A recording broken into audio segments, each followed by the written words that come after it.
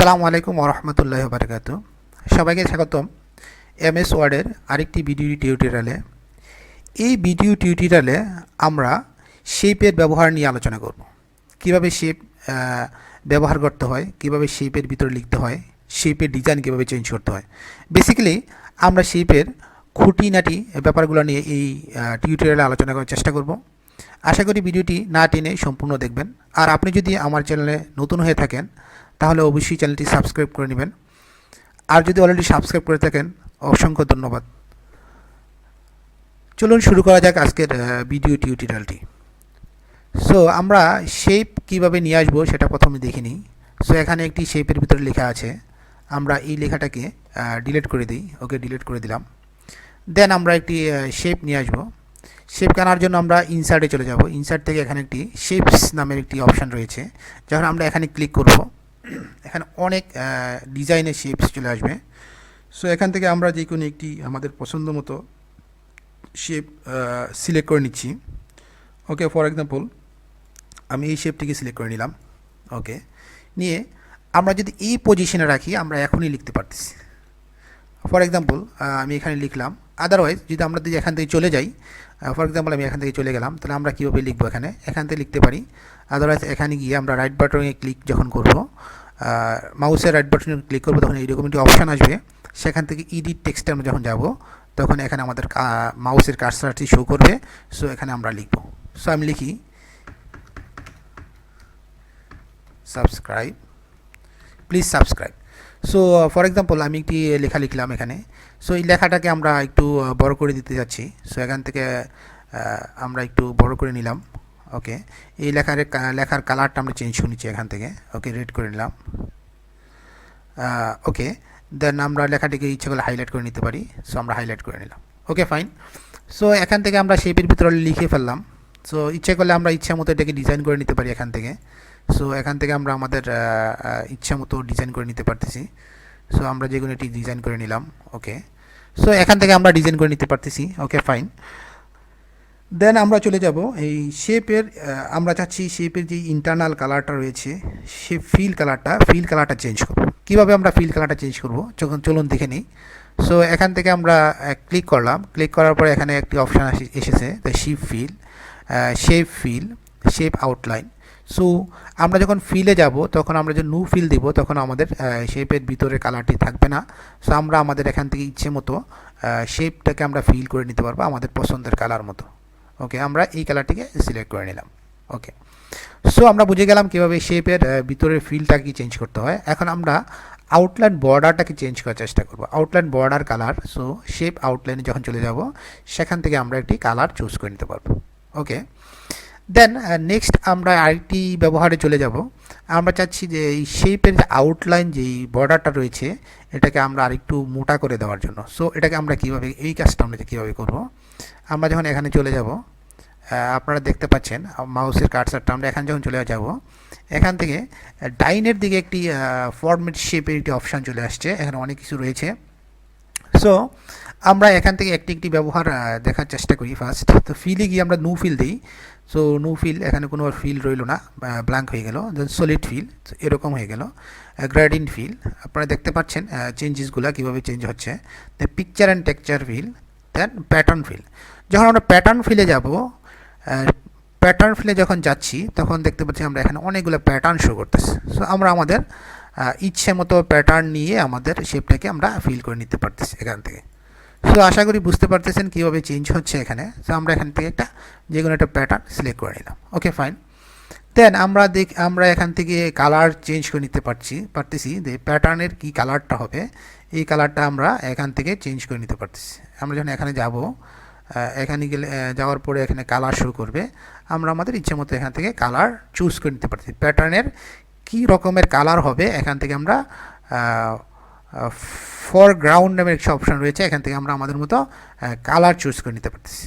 ওকে, দেন background. So background কালারটা কীরকম হবে, ওটাও আমরা এখান থেকে চুজ করে নিতে পারবো। সো ব্যাকগ্রাউন্ড কালারটা আমরা এখান থেকে নিয়ে নিতে পারতেছি। ওকে, আশা করি বুঝতে পেরেছেন এখান থেকে কীভাবে কালারগুলো চুজ করতে হয়। ওকে, দেন আমরা চলে যাব লাইনে। সো লাইনটা আমাদের target point. So line, so new line, যখন আমরা নিউ লাইন দেব, নো লাইন। সো এখানে আউটসাইডে যে লাইনটা ছিল লাইনটা চলে গেছে, বাট আমরা চাচ্ছি লাইনটাকে একটু মোটা করে দিতে। সো আমরা সলিড লাইন দিলাম। সলিড লাইন দেওয়ার পরে গ্রাডিয়েন্ট লাইনও দিতে পারি আমরা, দেন আমরা সলিড লাইনই রাখলাম। তো সলিড লাইনের কালারটা কী হবে অলরেডি আমি উপরে একবার দেখিয়েছি। আবার আমরা এখান থেকে একটা কালার চেঞ্জ করে নিই। ফর এক্সাম্পল আমরা এই কালারটা নিলাম, একটা কালার চেঞ্জ হয়ে গেল। সো এই লাইনটাকে আমরা মোটা করতে চাচ্ছি। সো এখান থেকে সব কিছু করা যাবে। সো লাইনের উইথটা কত হবে, এখানে 1 পিটি দেওয়া আছে। আমরা যখন এটাকে বাড়িয়ে দিব, আপনারা দেখতে পাচ্ছেন অন স্ক্রিনে লাইনটি আস্তে আস্তে মোটা হতে লাগলো। সো আমরা আমাদের ইচ্ছা মতো এখানে আমাদের যতটুকু দরকার অতটুকু আমরা এখান থেকে চেঞ্জ করতে নিতে পারতেছি। ওকে, দেন লাইনের টাইপটা কি হবে, টাইপটা আমরা এখান থেকে লাইনের টাইপটা আমরা এখান থেকে সিলেক্ট করে নিতে পারতেছি। ওকে, লাইন টাইপটা কি হবে আশা করি দেখতে পাচ্ছেন। আমি সেকেন্ড দুইটা লাইনে অপশানটা চুজ করেছি, দুইটা লাইন চলে আসছে। সো এখান থেকে লাইনের টাইপটা আমরা চেঞ্জ করে নিতে পারতেছি। ওকে, দেন লাইনটা ড্যাশ টাইপ কোন টাইপের হবে, এখানে আমরা এখানে স্ট্রেট লাইন দেওয়া আছে, ডটেড, রাউন্ড ডটেড। যখন আমরা রাউন্ড ডটেড করব তখন রাউন্ড ডটেড হয়ে গেল। দেন আমরা এখান থেকে আমাদের ইচ্ছে মতো চেঞ্জ করে নিতে পারতেছি আমাদের লাইনের স্টাইলটা। ওকে, দেন আমরা cap type, flat and joint type. So এখান থেকে আমরা যখন ইউজ করতে যাব আমরা আমাদের মনের মতো করে আমরা ব্যবহার করতে পারবো। সো আশা করি বুঝতে পেরেছেন কীভাবে শেপের ইনসাইড কালার, ইনসাইড ডিজাইন, দেন শেপের ভিতরে লেখা, তারপর আউটলাইন কীভাবে সেট করতে হয়। ওকে, সো এই ছিল এখানে বেসিক্যালি। সো আমরা মাঝে মধ্যে শেপের ভিতরে লিখতে গেলে মাঝে মধ্যে আমরা কিছু প্রবলেম ফেস করি। যেমন ফর এক্সাম্পল আমি আরেকটি শেপ নিই, রাউন্ড শেপ। ওকে, আমরা আরেকটা প্র্যাকটিস করি এখানে।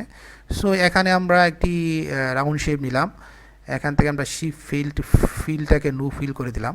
ওকে, সো আমি এখানে লিখি এ।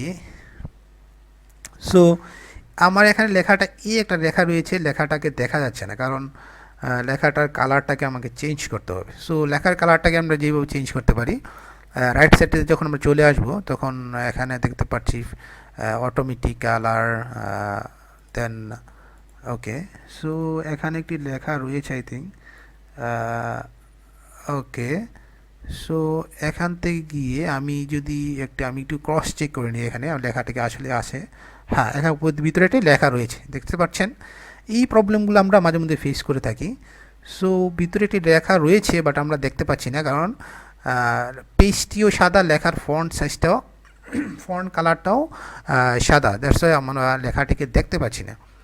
তো এখান থেকে আমরা একটি লেখা বক্স, ওকে, দেন হ্যাঁ ব্ল্যাক করে নিলাম। আমি লেখাটাকে যখন ব্ল্যাক করে দিলাম তখন দেখতে পাওয়া যাচ্ছে, আপনারা আশা করি দেখতে পাচ্ছেন।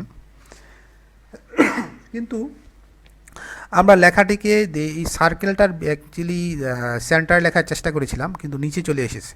সো এটাকে আমরা কীভাবে সেন্টারে নিয়ে যাব ওইটাই দেখানোর চেষ্টা করবো এখানে আমি। সো এখানে যখন আমরা সিলেক্ট করলাম, করার পর আমরা একটা জিনিস চেক করি, এখানে টেক্সট নামের একটি অপশান রয়েছে এখানে আমরা টেক্সট অপশান। সো টেক্সট অপশানে এইটা দেখেন লেআউট অ্যান্ড প্রপার্টিজ।